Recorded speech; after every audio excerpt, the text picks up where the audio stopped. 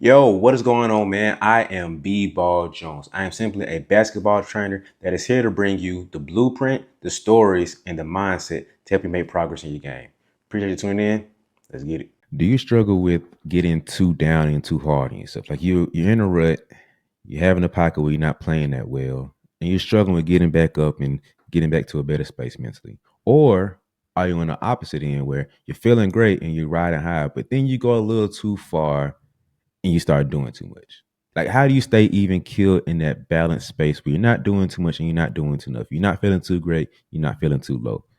Well, I got you, man. I got Dr. Quincy Davis on here. He's a mental performance coach at Mississippi State University, but he also has his profession on the side, his own uh, business on the side, helping with athletes overcome this. So I brought him in. We talked about how you stay even killed enough to where you're not too high, you're not too low, but also talked about the flow state, which is the most coveted thing that all athletes want to get into. We just have that out of body experience, and you're playing out of your mind, almost literally, and playing at a very high level. So it was a dope interview, man. We talked about a lot of stuff between meditation, visualization, balancing that high and low pockets, and just overall just mental performance stuff for all of you hoopers. So uh, this was a dope interview, man. Appreciate him coming on, and I appreciate you for tuning in. But make sure you subscribe.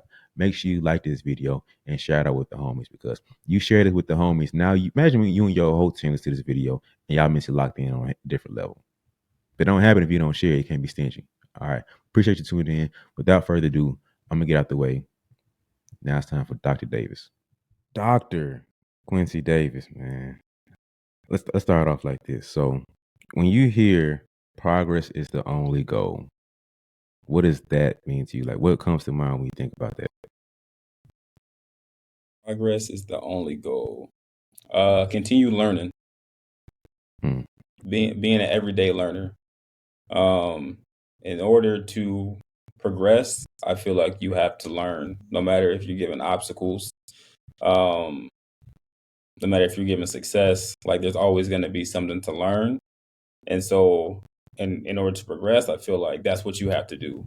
You got to kind of take the ebbs and the flows in order to get the end result Hmm. and get the growth that you're looking for. So now let's take that same thing and put it in a basketball lens. So how can an Mm. athlete think about that through that same lens? Um, I think really and truly understanding that there's again going to be ebbs and flows, right? So there's going to be days where you feel really, really good while you're working on your craft, and there's going to be days where you just aren't feeling 100%. But what are you able to take away from that day, right? Even if it's the smallest thing, it could be the smallest thing that you did that you can find a success in that day, that you can take away from it, right? And say, okay, I got better at this today. But you can also go back to the drawing board and say, okay, what didn't I get good at today? What is something I need to work on? And evaluate and reevaluate so that tomorrow when you come back, maybe you're feeling refreshed or rejuvenated. Well, now you're giving yourself some intention for that next day.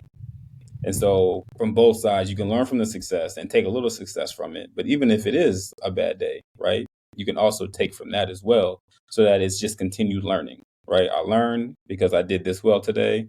I learned because I can put forth to my craft tomorrow. And so I think just taking the ebbs and flows as they come, and understanding that you can find success within your peaks and your valleys as an athlete. Hmm. Yeah, one of the things I've been adapting a little bit more is that there's no such thing as like good or bad. It's just life, Hmm. and how we choose to see it kind of frames it through being good and bad. So it's still tough because we do have our emotions and we have our expectations behind it. But like you said, the ups and downs and the ebbs and flows are going to happen one way or another. But how we Hmm. choose to see it is kind of what frames it as being a learning experience or just a time that happened that was bad. A hundred And I percent. think that when it comes to basketball specifically, like we sometimes we get so emotional because we get caught up in, oh, we're on a run and we're doing great, or we're on a run and we're losing. Hmm.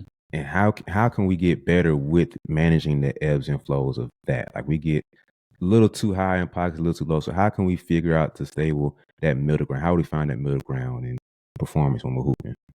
Yeah, I mean that takes work. Um, because basketball is such a fast-paced game, and as you know, things can flip in an instance. And so you got to kind of find ways to reset in moments throughout the game where you can reset, right? So is that on an out of bounds, right? On an inbound? Is that during a free throw? Is it during a timeout? Um, so that you can find that balance within yourself again, right? It's just resetting back to, okay, I'm either going to maintain this momentum that I have going right now. I'm not going to get too high. I'm not going to get too low with it because it can get taken at any moment.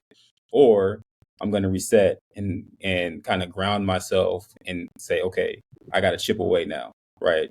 What do we have to do to get ourselves back in this game? Right. And so using those moments throughout the game to reset, right? Because everybody's been in a situation where maybe a team they pressing you, or there's something, maybe it's 3 turnovers in a row, or it's 3 bad shots, and the team has capitalized on every one of those. And you're like, well, now, man, we're either down, 6 points or we're down 12 points, right? Yeah. And it can get ugly quick. And so you have to try to find moments within the game where you can reset, so that you don't again get too high, get too low, but just ground yourself in the moment, and then from there, devise a plan to how you want to attack. So walk me through a moment like that, a situation. So you got a player there, you got a point guard, right? And she's bringing the ball to court and they're pressing her. And she's got 2, 3 turnovers in a row. She's starting to get in her head. How can she overcome the 2, 3 turnovers to bounce back and get back in the game? Like, give me some tactical, practical things that she can do to not get in that low moment. Yeah, again, it's again finding a way to reset. So sometimes that's through a physical cue, through a verbal cue, right? And so identifying something that works best for the athlete, right? Some athletes, that's why you see them, they're either slapping their leg or they're doing something to kind of snap themselves out of getting into that hole. They're talking to themselves or telling themselves something to help them get out of that hole. Um, and then I think just kind of taking a step back, right? And so in that moment, right, you might see an athlete who gets subbed out of the game because they've had 3, 4 turnovers in a row, right? They come to the bench, and that's a moment, again, a time to reset. So you have a decision to make in this instance, right? You can either allow yourself to get taken out of the game and just say, well, now I just failed my team, I failed myself, and just kind of send yourself down that rabbit hole. Or you can reset and say, okay, like, you can either ground yourself with some breathing, right? So do some deep breathing, kind of center yourself so that, okay, yeah, I had 4 turnovers, but that doesn't mean it's going to dictate the rest of my game. And so again, like I think it's just leaning on those things that work best for the athletes. Some athletes like to talk to themselves. Some athletes need that time alone, right? They don't want to talk to anybody. They just kind of want to be with them by themselves, gather themselves, and then go out there and perform. And so I think it does vary based off the athlete. But again, any time that you can find within, especially the game of basketball, where it's so fast paced to reset, I think that's crucial, especially after mistakes have been made. So now let's flip it on the other end. We on a burner. We're feeling good. We hit a couple threes. Got a steal, went down, hit a layup. And you know what's coming next? It's going to be that heat check shot. So Mm-hmm. how can we get that player that's like, man, I'm feeling it, coach. Got to let me go. But hold on, let's slow down. How do you get them to not get too high now? I don't think we talk about that enough. How do we get to where we don't go too high? We don't have too many heat check moments where now we're playing ourselves out of the game. That right there, I think, again, because you don't want to diminish confidence. You don't want to, if athletes feeling good, you don't want to kind of to kill that momentum. Um, and so I don't know if it's something that you might tell an athlete not to do unless it's just not in the flow of the game. Like if it's just something they just coming down, they got maybe a 3-on-1 or something just wild and they just pull up for a three. It's like, all right, like we know, that's not what you're supposed to do, right? But if it's in the flow of the game, right, then I think that's when again, you don't want to kill confidence. You don't want to put the athlete in a situation where now they're second guessing their next shot or overthinking their next shot, because now they're playing tentative, they're playing scared, they're not playing free, and they're overthinking every single thing they do on the court. And so I think you gotta kind of be careful with how you manage that, especially if it's in the flow of the game and not something out there that's just a wild shot that they shouldn't be taking. I think that's the only time you'll see a coach get mad. Like no coach is gonna Right. say stop taking shots within the offense. It's gonna be Right. you trying to go 1-on-1, a triple step back, James Harden. It's Yeah. like, man, what you doing? Like Yeah. that's That's the so I only think time you really see that. yeah. So I think I think at that point it's really just ego checking. Like, could you have got a better shot? If the Yeah. answer is yes, then you tripping. Like, let's pull it back in and Right. get back in the offense. But Right. no coach is gonna say my hottest player should not take shots. Like, no, let's ride the hot hand, see what we got. So Yeah. Yeah. um, Yeah. I don't think we ever hear anybody talk about the mental side of that, of staying on the burner but not going too far to where you're going too crazy. It's usually just like that player who's kind of streaky and they'll take kind of crazy shots here and there. And it's like, Hmm. yo, like, relax. That's not your Yeah. game. Yeah. I know you're feeling it, but relax. So, But you also don't want to take a player out of like flow state, right? And mhm, so flow state is where like you just again it's almost like an out of body experience where we've all had games as athletes where we feel like we just killed the performance and we're like we don't even know how we did it. People ask us like, all right, how'd you feel? And it's hard to put that into words because it was just like I was just doing what I do. mhm, And so you also like don't want to, if a player is like that, like if they've hit three threes in a row, like I feel like they're starting to feel themselves a little bit, right? You see it happen, especially at the mhm, professional ranks, like Steph Curry, Klay Thompson, like those guys who could shoot the ball, Dame Lillard, those guys who could shoot the ball really, really well.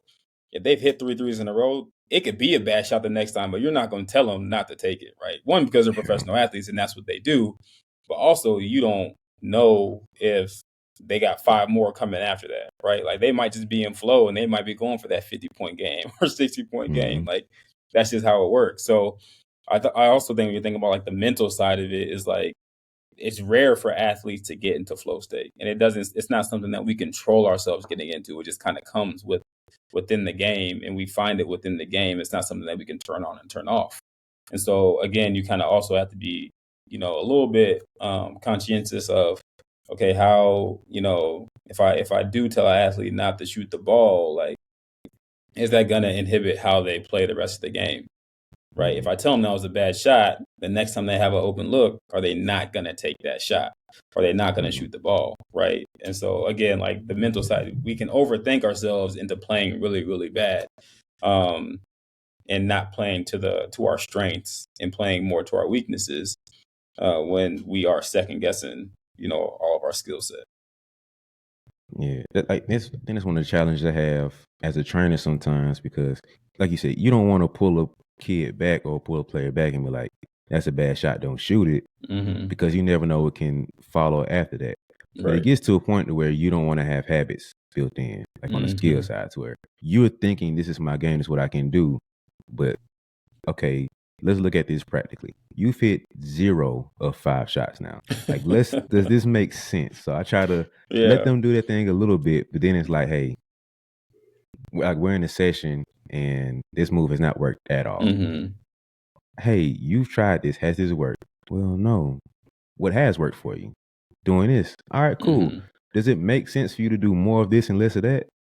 All right, cool. So I don't want to force them, but I want them to think, does this make sense? And Yeah. then they kind of decide for themselves. And if they might have some reason that I don't see, then it's like, hey, by all means, correct me, and we can shift this boat however you want to go. But Right. um, it kind of bothers me to hear coaches yelling, "All right, don't take this shot, don't do this, don't do that," because like you said, we're blocking that flow state. So Hmm. instead of um giving that instruction, like don't take this shot, what's a better way we can navigate and just tell them, guide them, I guess I could say, of figuring out how to get into the offense and get into their own personal zone. Not necessarily flow state, but in their zone within the offense. Yeah, I think that it can sometimes be um again, during like a reset moment, right? And so if it's not, it can be during a timeout, and sometimes that can maybe make them a little bit more hesitant if they're getting, and of course, like coaches yell depending on the level, right? But then it might be like during a film session, right? Pointing something like that out and saying, okay, like you took this shot here, but what could you have done, right? And really breaking it down. So it's more of a teaching moment and having them say like, yeah, that like I took the shot. Maybe I made it, but then like it just still wasn't in the flow of the offense, right? And I could have made a one more pass here, or I could have, done something else with the basketball. I think also like during the game, if you're doing it in the game, especially, right, you don't want to kill flow state. But then like if they come to the bench, maybe having that conversation with them then, and talking about the difference between what maybe the coach thought was a good shot and what they didn't think was a good shot, and maybe not even identifying as that, but um, labeling it in terms of just asking the athlete, what could you have done different in this situation? I know you made the shot, but do you feel like that was within the flow of the offense or something like that, so that they don't feel as attacked by it and they won't be as hesitant to take the shot next time, right? Because you don't ever want to be in a situation in the game where you need that shot and now the athlete passes it up because you know they were told that it was a bad shot or it wasn't something that was supposed to happen. And so I think it's all about maybe reframing it, restructuring it. And in the heat of the moment, it can be really difficult. It can be really difficult to not get mad and say that was a really bad shot. Um, so again, having that awareness, and also for the athlete to have that awareness as well is really huge. Hey, hold on. Time out real quick. We're gonna get back to the episode. I know you're enjoying it. I know you're enjoying the show. But I need you to help me real quick and to make sure that this episode can grow, make sure this podcast and show can grow overall, and you can keep getting great guests like this. Make sure that you subscribe and follow along. So if you watch right now on YouTube, help me out by hitting the subscribe button. Go ahead and do it real quick. If you're listening in your car, chill out for a second. If you're on Apple or on Spotify, just like when you get a moment, hit the follow button, but not right now while you're driving. If you're working out or something, or you're chilling in your room, then go ahead and subscribe with me. Like, help me help you, okay? But thank you for watching. I really appreciate you. I'm gonna stop interrupting so you get back to the episode. Thank you. Yeah, I feel like we're still behind on that end of not just because our emotions get into it. And it's like, man, that's stupid, and we know it's stupid. Yeah. So we have to catch ourselves and be like, all right, how can I get this message across in a more productive way? So I think it's on us as trainers and coaches to be more mindful, like you said, to not pull them back and sit down in the conference to we're not going to take the shots at all, but still guide them in a better direction to where it's like, hey, you took this shot, you feel good about it, but can you feel better about it? All right, now we're both on the same page of looking for these types of shots and getting within the offense this way versus me just coming down on the players saying, oh, that was a dumb shot. What are you doing? Stop shooting that shot. So I think when it comes to flow state, I think you talk about the top tier players, they have that flow state and you kind of leave it alone. And then for like the role players or lower tier players, flow state comes and goes. They'll hit it, but it's not going to come as often. Like Steph Curry almost lives in flow state, man. It's like that dude just hops in and out of it. But how can we get ourselves to where we're not necessarily going to get anybody to put ourselves in better positions to get in the flow state? Yeah, I think it comes with repetition. And as a trainer, like the shots that you're taking in practice, like if you're putting up 500 shots a day, like you're going to feel a lot more confident to hit a shot in the game, right? Right. And so I think that it comes with repetition, it comes with practice to allow yourself to get into that flow state, because you don't get in the flow state by not being successful. Right? You don't get in the flow state by missing shots. And so making the shots is going to help you get into flow state, right? It's going to get you into that out of body experience. And so again, practice, repetition. But I think you also got to go through the mental reps as well. And actually, visualize yourself in those situations, visualize yourself in flow state, visualize yourself experience that success. Again, because if you can get in the flow state, you can get too high, right? You can shoot yourself right out of it because you're just doing way too much. right? And you often see that, like you said, with maybe players who don't get there as often, right? Now they're just Mhm. feeling themselves too much, and they maybe come out second half, and it's not what they thought it was going to be, right? Mhm. You also see those players who are able to maintain it, and that's because they've either one been there before and have experienced it, so they understand, but they've also visualized and have seen that success in different, different levels, different environments. And so I think that repetition and then seeing yourself from a mental perspective, doing that, both contribute to your ability to get to flow state a lot easier. Again, but I feel like it doesn't happen as often as we think it does, right? Like we can have a good game just because you had a good game doesn't necessarily mean you're in flow state. Yeah. Um, you know, I think it's very situational. Um, and again, like even for those top tier athletes, like it's not something that they're experiencing every single time, right? Like Steph Curry, I don't know if he's necessarily always in flow state. He just shoot the ball really well, right? That's just what he does. Like he shoots the ball really well, no matter what. Um, if I'm thinking of like a flow state type of thing, like I'm thinking like that game that Klay Thompson had, I don't know, off of 11 dribbles. We only dribble the ball like 11 times or something like that. Like that's a more of like a flow state type of thing, right? Mhm. Kobe's 81, right? Um, that's like a flow state type of, and people might say, oh, he took a lot of bad shots. Well, yeah, he took a lot of bad shots, but he was still, you got to work to get 81. It's hard to get Yeah. 81 in a video game. So like getting 81, like, you know what I'm saying?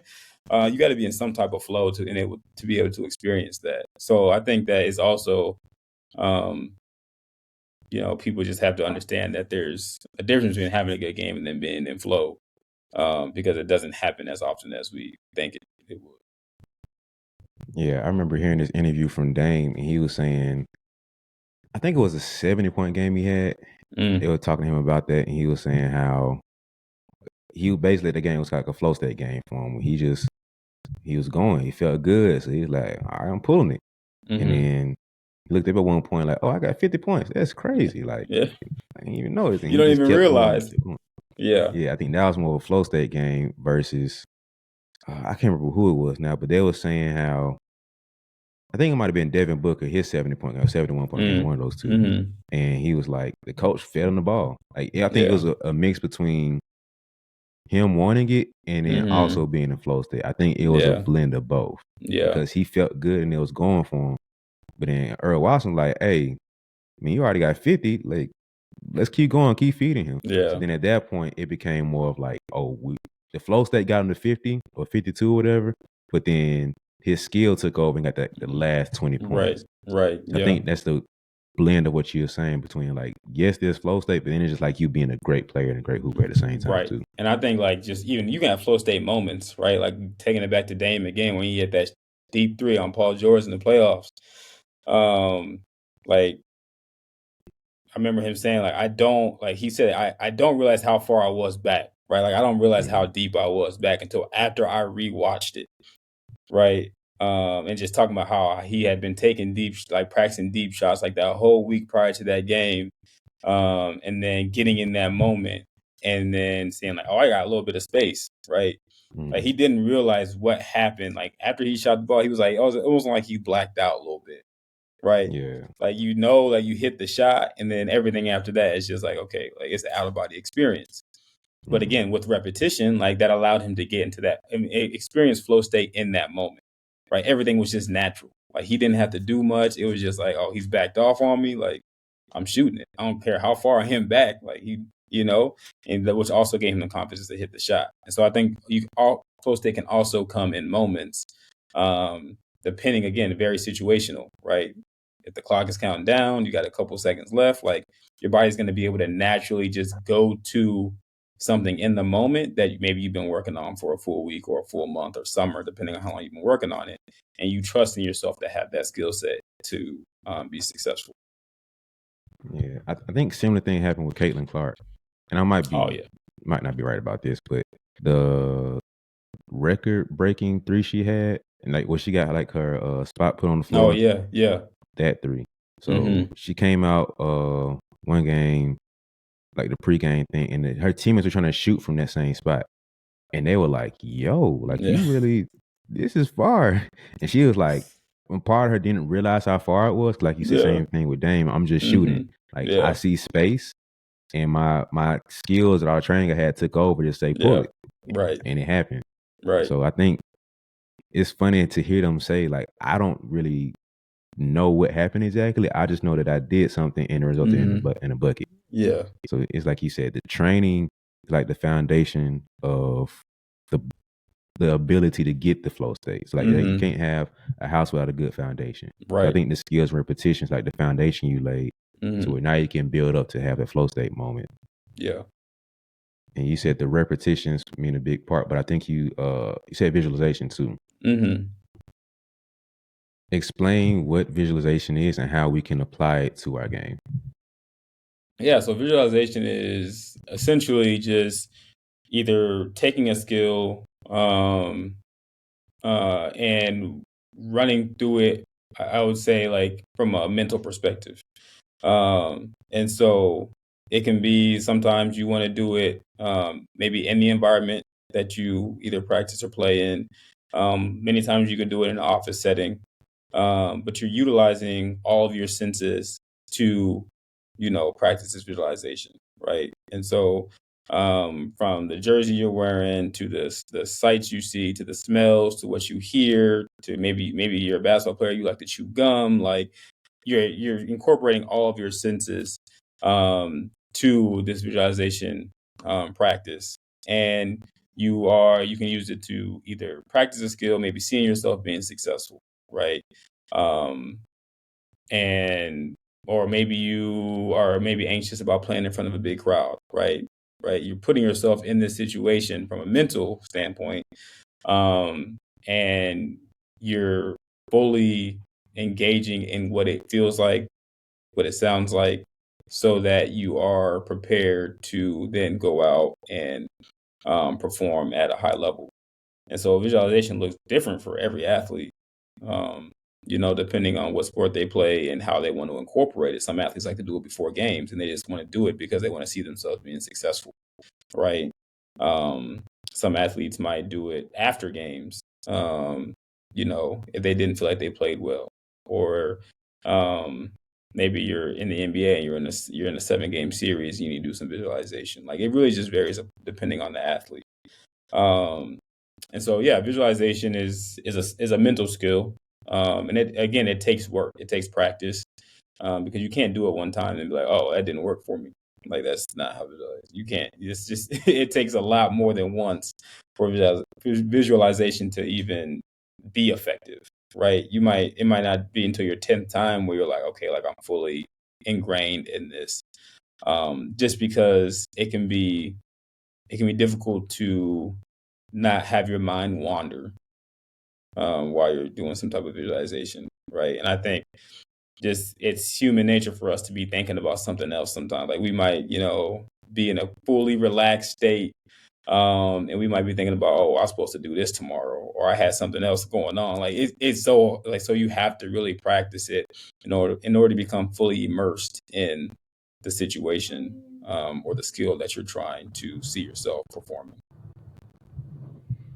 Yeah, I think that's one of the funny slash ironic things about meditation and visualization is that you can be in a good state, and it's working for you, but Hmm. your brain is still racing. And I know when I first kind of heard about it and tried getting into it, it's like, man, am I broken? Like, what is wrong with me? Why am I not thinking Yeah. on nothing and be able to stay focused on this one thing? But the more I kind of read up on it and studied a little bit more into it, it's like your brain is supposed to do that. So to Hmm. be without thought means your brain's not functioning right. And I think Hmm. we kind of got told so much about, oh, you should be able to just focus on one thing and that's it, and should never deter from that. And it's like, bruh, that's That's hard. yeah. So I had to say you're wrong. Like, I'm not That's like, listen, hard. if you do that, that's cool. But Yeah. my brain would have 1,000 thoughts left and right. And I heard somebody say before about when they're meditating, they don't take the other thoughts that kind of interrupt the flow as a bad thing. So they'll Mhm. say, I'm trying to meditate and like I'm visualizing the game. So I'm going through, the shots I want to take during the game. But in the middle of that, you think about, a test that you have coming up, or you think about what your girlfriend or boyfriend said, and they said they'll take that as opportunity, kind of like there's a reason why my brain brought that to my memory, especially right Mhm. now. So Mhm. they'll take that as an opportunity to kind of think through that, kind of problem solve in that moment, and then move on back to the thought of what they are doing. They Right. said they helped them out because the brain kind of like subconsciously was telling them, hey, this is another problem you got to fix too. So instead of Mhm. being in the back of the mind, we brought it to the forefront. Now we kind of Mhm. solving this moment and then get back focused. And when they do that, they solve that problem and they get the visualization going out the way too. Mhm. So is that something you kind of would agree with about that I process think going that on? during meditation, it could be because meditation and visualization are, not the same. They're not the same thing. Um, Whereas visualization is you more seeing yourself, performing a skill, or putting yourself in a situation where you are performing a skill or doing something that you are trying to practice. Um, Visualization on meditation, on the other hand, is where you're kind of putting yourself in more of like a relaxed state. And so with meditation, I can see you're gonna always have thoughts that come up, right? Especially if you're in a room by yourself and there's no sounds, like it's just you're gonna have things that come up and it's gonna be hard to focus. Um, and I can see that being something that is positive. Um, To an extent, of course. Like if something comes up and is like really bothering you, like that's the chance of you staying in a relaxed state. If you're thinking about like the breakup of us, like with a significant other, or you're thinking about like a test or something like that, that's really going to like increase your heart rate and your anxiety and all that in the situation. Like then I Mm, think you're taken out. Like I don't think it's going to be as effective. That's not going to say that it's not going to be effective at all, but I don't think it's going to be as effective because you are now, you know, you're not you're not practicing meditation for what it's meant for, and it's usually to relax the mind, relax the body, allow you to focus on positive energy, allow what I'm saying. Like I think mhm, that and I think that if you have those negative thoughts that can be too negative, then I think it can kind of go against its purpose. But I don't think it's a bad thing to let those come and go as they please, as long as it doesn't affect the overall function of what you're doing. mhm. So would those interruptions during visualization be a problem? Um, they could be. But then again, like athletes think about that stuff during games, probably. Like if there's a dead ball or there's something that's going on, like they had their mind wanders, and Yeah. so or they might be thinking about something that's just irrelevant in the moment. And so I don't think it's necessarily a bad thing. I think when it just takes away from the task, then I think that that's when it could be negative, or it's not being as effective as you'd want it to be. And so again, I think Mm, it depends again on the situation and what they're maybe what they're thinking about that's overtaking their mind, or what's bothering them, because they might have to work on that before they can even try to go down the path of visualization or meditation.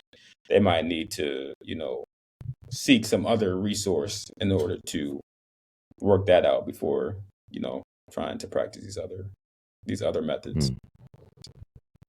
Yeah, I remember hearing, I think it was Jamal Murray. I think he was in high school still, but when he was in high school, his dad kind of, after every game, he was like, "Hey, you need to take a second, go to the locker room, meditate for a second." And I remember, I think it might have been John Calipari when he was recruiting him. That's the first time he heard, like, I can't talk to the player I'm recruiting. Like, what's going on? Mm, mm, Like, nah, nobody's talking to him. I don't care who you yeah. are. Like, my son's in the back, getting himself right. Hmm. So, what does the post game meditation do for an athlete? What's the purpose of that? Um, a post game, I would say it again, like you were asking about like grounding yourself and kind of finding that even keel. Like I think that's what that does, right? Mm, Because and really it slows us down because we're probably riding on adrenaline after a game anyway, right? Whether we win or we lose, like there's some adrenaline there. And I think it's just an escape, right? Especially for like high school kids, you know. college athletes, like some of the first things they do is they get on their phone right Yeah. away after a game, and they either see a lot of the positive or they see a lot of the negative. Well, what are you taking from that? Like, how does that affect you going forward? How does it affect you as a person? One, right? Because I think that's the most important thing. Like, you're a person first, you're an athlete second, but then, like, as an athlete, like, how does that gonna affect your performance going forward? So I think it's more of like just a debrief, right? Like, you hear about people who get off work after a full day, and maybe it's just been exhausting, and they just ride in the car in silence, right? I feel like that's what that is, right? Just allowing yourself to be with your thoughts, be with your feelings, be with your emotions, anything that's attached from that game, from that performance that day, anything, and then just being able to kind of separate yourself from it, right? Um, and if it was you had a good game, awesome. If you had a bad game, okay, like separate, right? Give yourself time to just debrief, and kind of let go of all the things that came with that game. Yeah, I definitely relate to that because there's so many times where I'm having ideas or a conversation I had with somebody still kind of running through my brain. And on a car ride, I'm trying to listen to music, I'm listening to a Hmm. podcast, whatever.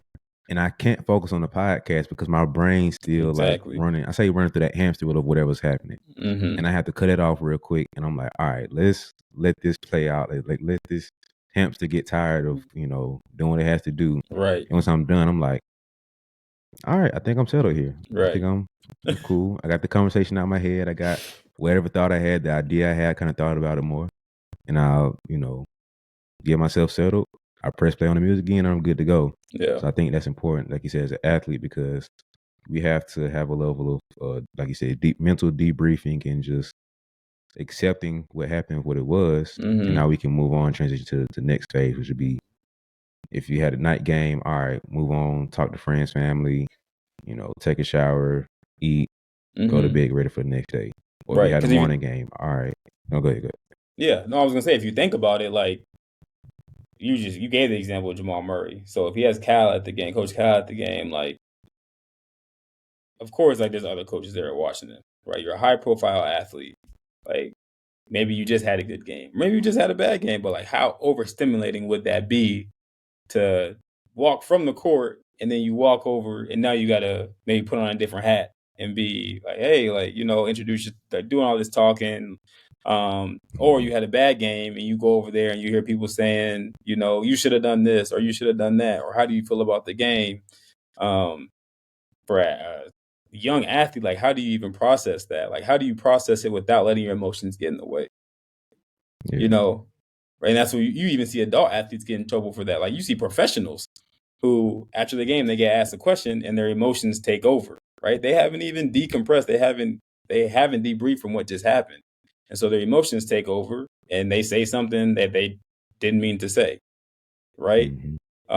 And so again, like I think just giving yourself that time to get away from the sport environment, be by yourself with your thoughts, with your emotions, with your feelings, and then being able to now go and have those conversations. I think you get a completely different person as opposed to somebody who's just coming fresh off the court, the field, whatever sport they play. That's probably one of the most annoying things I say about like the pro level. Well, it's just any level like that. Like you, like literally fresh off of Fresh a out. game winner or whatever. Uh, uh. Quincy, how do you feel about that game winner that you just hit? It's like I feel good. What do you Right. mean? What kind of question is that? Like we just won a championship. We just moved to the Right. next round. That was an intense back and forth game, a tense back and forth series.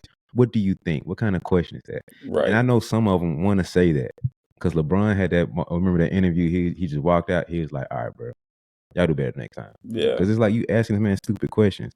Or like So you see Russ Westbrook, right? yeah. Like how many times did he just get annoyed with reporters because they ask him questions like, and he hasn't been. He's already an emotionally charged individual, right? Like he's already Hmm. somebody who just has a lot of adrenaline in games. Like he's very passionate about his craft and what he does. And then you go and ask him a question, and he's just like, what do you mean by that? Like, what is that? What do you Yeah. like? What am I supposed to do with that information? And so I like that idea of just being able to debrief and just be in silence. and not have to Mhm. have any interactions right after, a competition.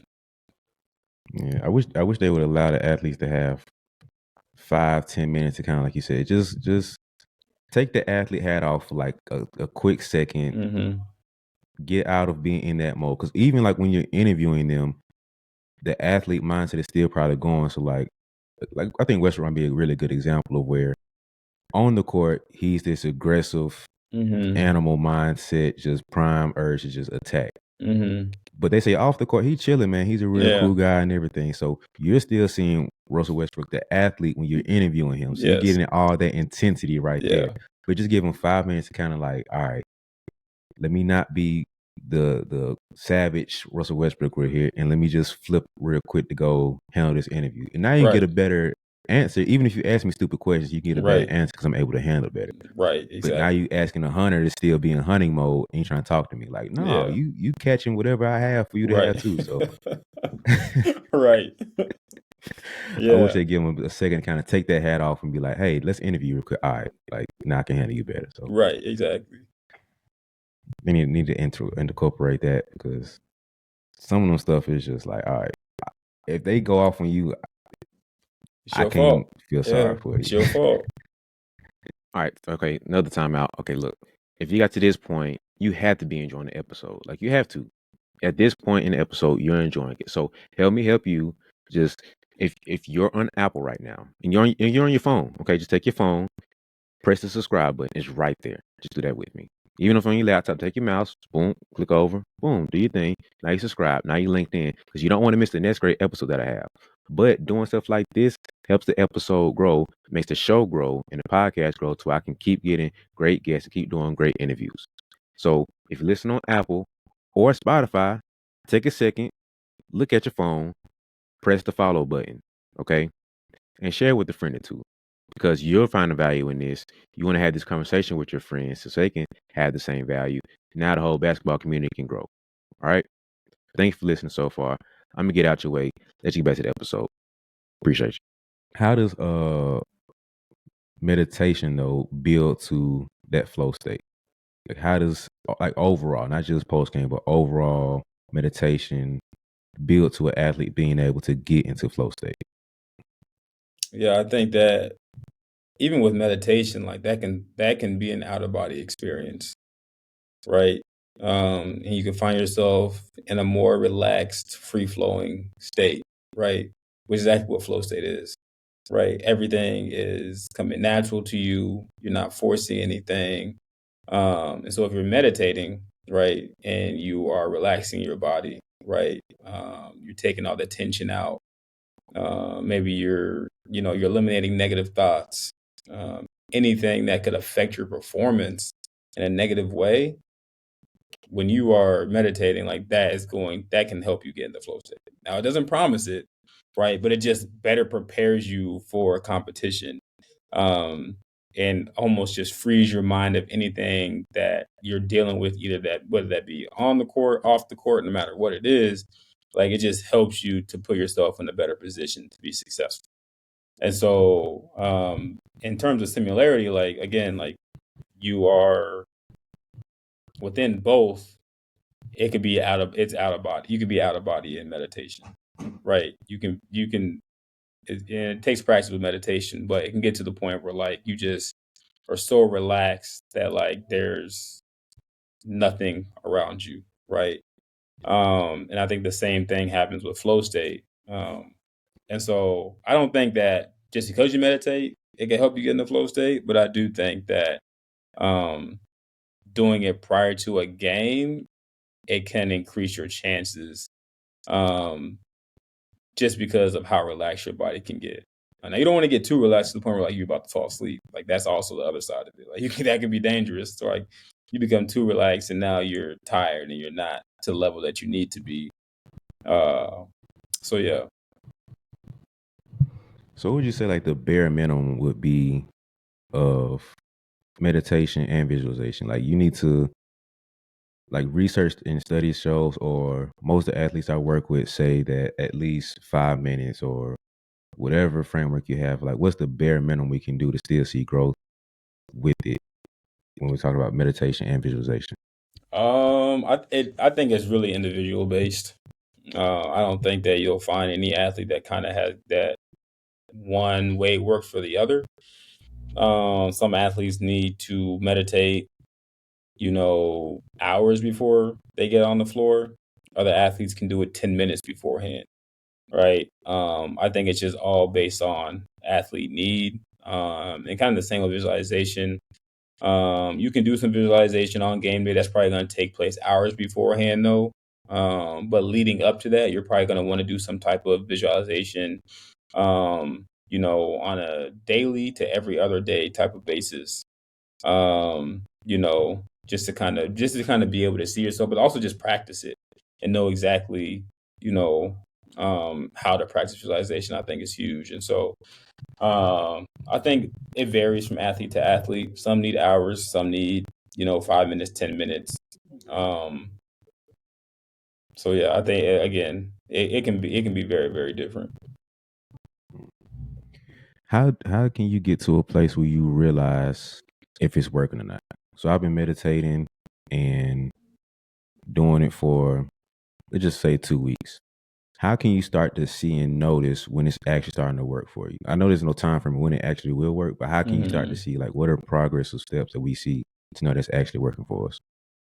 If you're meditating, you're probably going to see changes in like physiological changes, and so like if you're doing it before a game, maybe you're noticing that you're not as tense. Some athletes, they get like sweaty palms, they get really nervous. Like a lot of those physiological things, like you're probably going to be able to notice are starting to decrease a lot more. From a psychological perspective, you might notice that you're not experiencing as many negative thoughts surrounding your performance. You're more clear headed. You don't feel, a lot of maybe performance anxiety. Um, and so I think that there's just some of the feelings that you might have had prior to, you're just not experiencing as much, going into a game. Even if you practice on a regular basis, like you're just feeling that maybe you feel a lot more focused while you're meditating. Maybe you're not having as many wandering thoughts and you're actually immersed into that meditation. Um, and so again, like especially when practicing meditation, like you're supposed to not start and just be like, oh, I'm gonna meditate for 15 minutes today, right? Especially if you've never done it before. Like start in small increments and maybe do 3 minutes one day, and then or 3 minutes one week every single day, and the next week jump to 5 minutes, and then so that you can slowly progress as opposed to just jumping the deep end and saying, oh, I did it for 15 minutes and it didn't work at all. Now I'm never gonna do it again, right? And so you got to slowly progress with that with a skill like that. I think we treat it like we do weightlifting, and Yeah. we don't think about it as progressive overload. Right. And it's like, oh, my homeboy mentioned 225, so let me get on there and try to, no, bro, you finna hurt yourself. Like, come on, bro. Badly too, badly. So I think we have to, all right, man, start with whatever you have. Like, Right. can you give me a minute? All right, cool. Let's 30 rock out with a seconds. minute. 30 seconds works too. Like, Can you give me 30 seconds? Like, okay, all right, let's squat today. Can you do the bar? Okay, the bar's easy for you. Cool. Throw some fives on. Five? Yes, bro. Fives. Yes. So like you said, 30 seconds. I can sit here 30 seconds. Then you actually Right. sit there and do it, set a Yeah. timer, That 30 and seconds you're was like like, 5 minutes. And you're like, oh yeah. boy, you're like, hold on, bro. Like that Right. was yes, it's tough. No, So yeah. I think we overlook and almost take for granted the mental skills of it because we don't see it as skills. We just see it as, oh, that's my mind. I can do whatever I want to do. Like, no, it's Hmm. a skill. You have to adapt to be disciplined, to be focused, to take these things into Right. consideration. And all it Right. is, in my opinion, I see it as like exercises, like you would in the weight room. Hmm. You want to become more focused. This is an exercise you do to do this. You want to get Right. your vertical jump better and be faster. Well, you can squat, you can deadlift, you can roughly elevate, split squat, do all these different things. All these different exercises put together get you stronger core, stronger legs, stronger Right. arms, whatever, so on and so forth. Right. You become better. All right, you want to be more focused, you want to be more disciplined. Well, let's practice a little bit of visualization, see what it takes for you to go through and get these mental reps in of doing these skills on top of like the physical reps, like you were saying, Hmm. and then doing meditation. Like combine all these different exercises to where you're mentally stronger to be more doable as a mental athlete now. Right. So that's kind of how I see this. Like, do these exercises to get stronger in the mental game. Right. Exactly. I'm trying to be like you, man. That's what I'm trying to do. I don't know if you want Oh that, man. I man. don't know if you want that, but I think the mental side is often overlooked. You don't realize how much you need it until you actually need it. Hmm. You know what I'm saying? Especially when you start to get into higher levels of sport, you're running into people who are just as athletic, just as strong, just as fast, right? And that separator is the mental piece, right? How do I Mhm. bounce back from a mistake in the moment during competition, um, and move on to the next play, right? And I think that right there is what is often overlooked. Yeah, I mean, you even saw it like I'm thinking like even Olympic sports, right? Like you're performing against the world's best, right? And if you mess up, like that could take away 4 years of training. You just trained for 4 years to get to this spot, and one mistake can, you know, take that all away from you, right? And so if you do have a mistake, like, all right, man, how do I bounce back from that mistake? Like, what do I have to do to be able to bounce back? Because right now, everybody, this is high level competition. We're all at the same level. We've all done the Mhm. work to get here. And so, how do we maintain success while we're here? And I think the mental piece of that is the separator. Um, and working on that is the separator, because that right there is going that can determine, you know, how far or how, you know, how successful you are, going forward. Yeah, I was talking to one mental performance coach, and she was saying how like they had an athlete not meditate like before games and anything like that. And they're like in the middle of the game, it's like I'm gonna try deep breathing now. They're like, now you want to try it? Like, no wonder it didn't work for you because you're in the Yeah. middle of the game trying to do it. So, Yeah, and they often look at it as like a band, like it's you can't look at it as a band-aid, right? Like you mm, can't try to put a band-aid on a broken bone, right? It's not for in case of emergency. Like again, like you said, you're in the weight room, you're looking on this skill, you're working on your craft. Like that's the same thing you got to be doing with the mental side of it, right? You got to be working on how you deal with adversity. You got to be working mm, on, you know, even within like just our field, like maybe it's leadership stuff, maybe it's communicating with, you know, teammates, coaches, things like that. Um, you know, but I think that being able to give yourself some type of psychological flexibility, that opens up, you know, different avenues for you so that again you can go with the ebbs and the flows, and you're not just like, oh man, it's going bad for me right now, let me go ahead and try to A, B, C, and D when I've never done it before. mm, You know, you as a trainer, right? Like you right teaching kids, if you ever in this situation, like this is like you got to have a counter, like you go into this counter, right?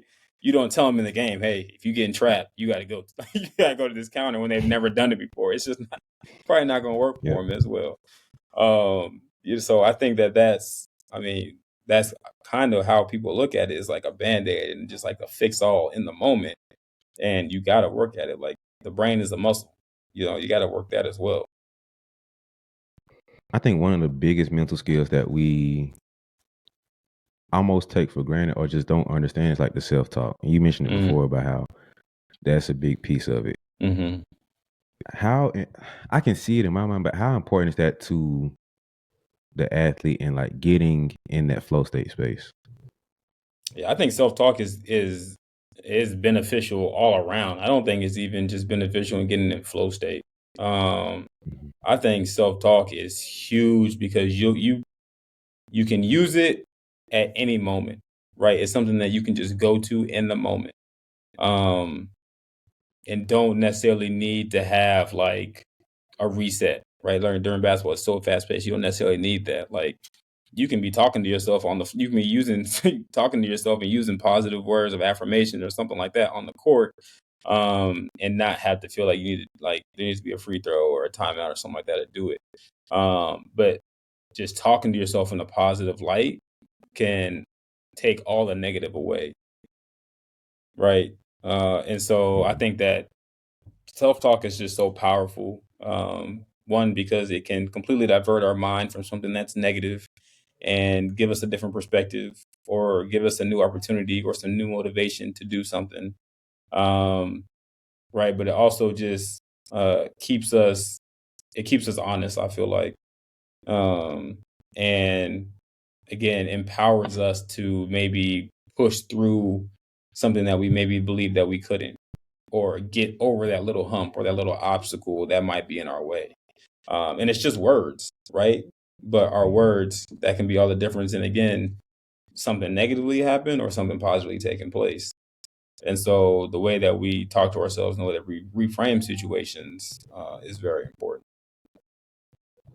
Yeah, I think the only beef I've had with hearing people talk about positive self talk and stuff is when you're absent of truth. It's Mm. like, yeah, I'm an amazing shooter. I'm such a great shooter. I can make these shots. Where? Like 2K? Yeah, do your thing in 2K, man. I got you.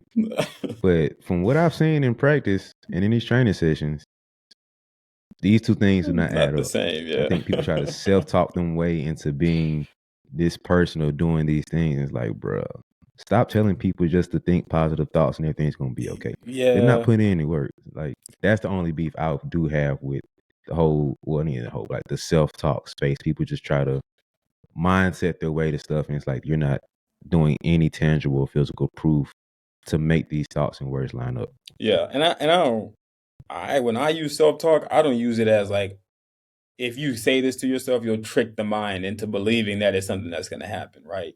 And so with Mm, myself, when I'm doing self-talk or something like that with an athlete, I'm doing it based. I want them to be as creative as they can with it, right? So I want it to be something that is very personable to them. And I usually go from a strengths-based approach, and I call them power phrases. But what is something that's going to help you in the moment that really means something to you? You know? And mm, so I don't say like if you're a bad shooter, like I'm not gonna say like, oh, just tell yourself you're a great shooter and the shots are gonna stop falling. Like that's not how it works. Right? You really have to try to, it's really for like, if you are a good shooter and shots aren't falling for you, well, what are the power phrases that you need to be able to get yourself to keep shooting the ball and not be tentative in play?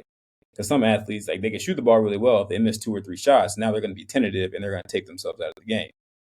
Well, how can we mm. shift you in a different direction? Right. And so with the self-talk, it's realistic, but it's also, again, it's individually based to the athlete's strengths, right? To help them so that they don't go down this rabbit hole of negative thinking, or I'm a bad shooter, or I can't do this, can't do that. It's to help them not go down that rabbit hole if that is something that they're accustomed to doing. Which some athletes, Yeah, I like especially that. younger athletes, you see that a lot. Like if they shoot the ball really well and maybe they airball and now they get an airball chance from the crowd, they're probably not going to want to shoot the ball again, right? Or they're going to be really Hmm. tense and it's going to mess with their mechanics, or something else is going to happen. But if they come up with a power phrase or some positive self talk that helps them not to focus on that, then that's going to help them. Okay, I don't feel tense. Like I can go. I know the next shot I can hit, and it keeps them confident, as opposed to tearing them down. Yeah, I like that. I know two things that I always try to tell myself, and it helps, like you said, just change my perspective on it. So, Mhm. one I always say is that I believe in my ability to figure things out. Mhm. So, like, no matter what, it is, oh, this sucks right here. And you can't go in that negative spiral of just, oh, I can't do this, I can't do that.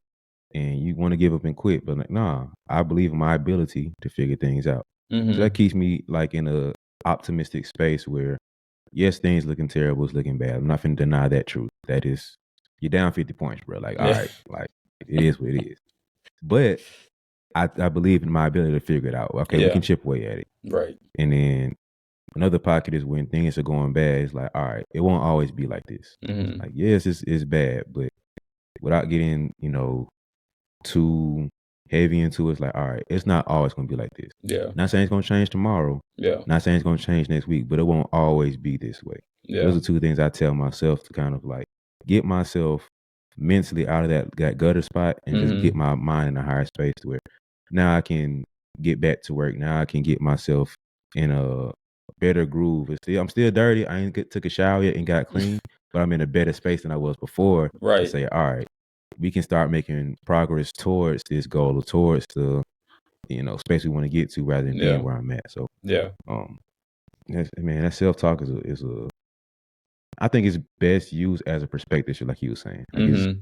change your mindset of how you're seeing this problem or the situation right now to see it in a different light. Yeah. And again, to play on the strengths of the athlete, right?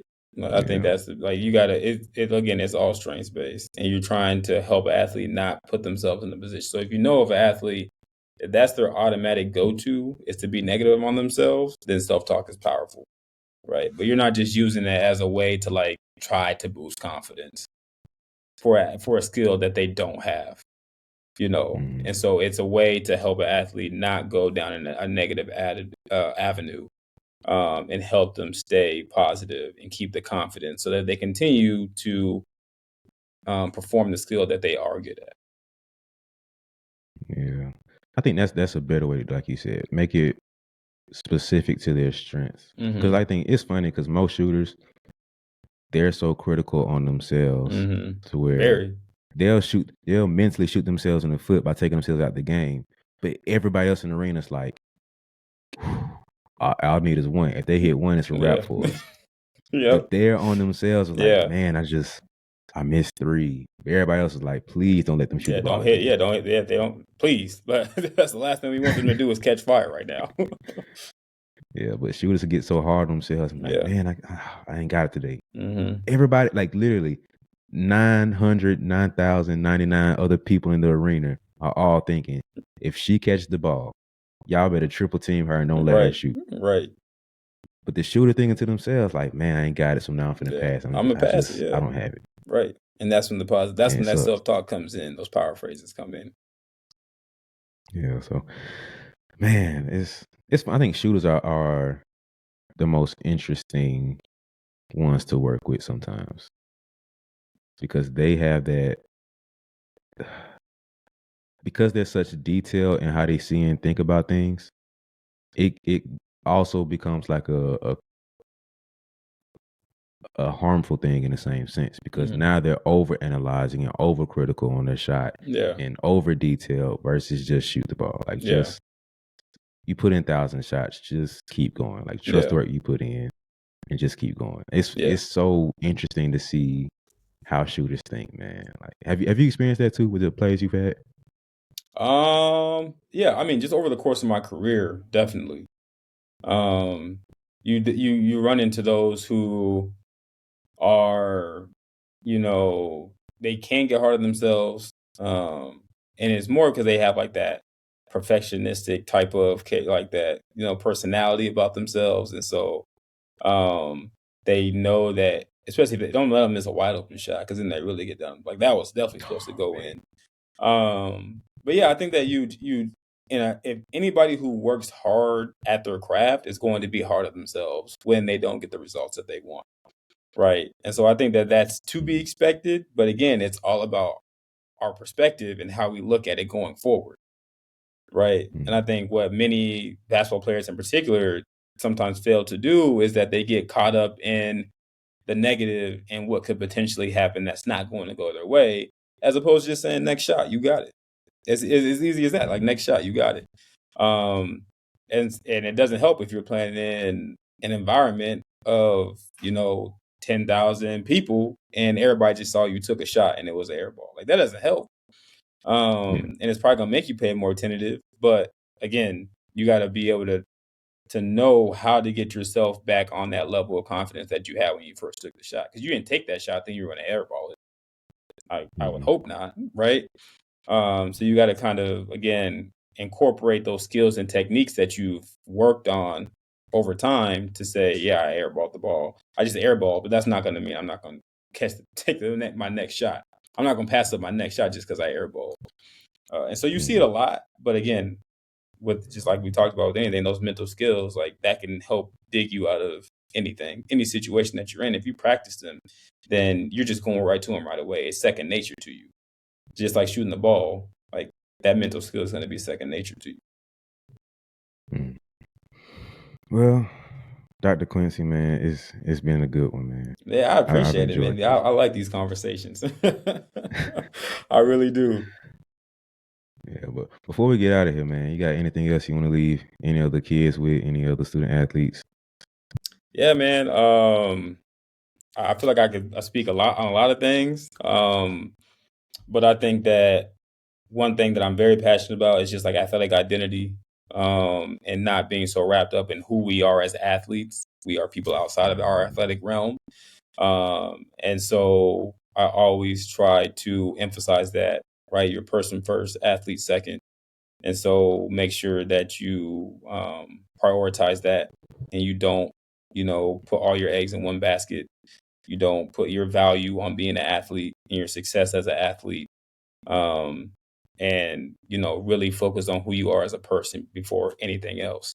And of course, work on your craft and do everything you want, because that's your passion, is something that you enjoy, but it's not who you are at the end of the day.